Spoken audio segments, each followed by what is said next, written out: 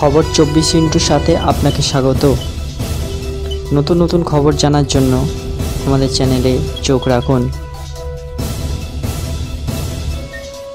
নমস্কার দর্শক বন্ধুরা, খবর 24 সাথে আপনাকে স্বাগত। লোকসভা নির্বাচন চলছে, প্রচারে খুব ব্যস্ত রাহুল গান্ধী। এইবার নির্বাচনেও 2 আসন থেকে লড়ছেন রাহুল। কেরলের ওয়েনাডে ভোট মিটেছে, এবার পালা উত্তরপ্রদেশের রায়বেরেলির। ভোট প্রচারে ব্যস্ত রাহুল গান্ধীকে কিন্তু সবসময় দেখা যাচ্ছে এক ধরনের পোশাকে, সাদা টি শার্ট এবং ট্রাউজার। কেন শুধু সাদা জামাই পরছেন রাহুল? উত্তর দিলেন কংগ্রেস নেতা নিজেই। 53 বছর বয়সী রাহুলের এখন ট্রেডমার্ক লুক হয়ে গিয়েছে এই সাদা টি শার্ট। কেন শুধু সাদাই পরছেন এই প্রশ্নের জবাবে কংগ্রেস সাংসদ বলেন, স্বচ্ছতা ও অতি সাধারণের জন্য আমি পোশাক নিয়ে বিশেষ মাথা ঘামাই না। আমি সাধারণ পোশাক পরতেই পছন্দ করি। প্রসঙ্গত, ভারত জোড়ো যাত্রা এবং ভারত জোড়ো ন্যায় যাত্রার সময়ও রাহুলকে সাদা টি শার্টেই দেখা গিয়েছিল। তবে সেই টি শার্টের দাম জানতেই অনেকের চোখ কপালে উঠেছিল।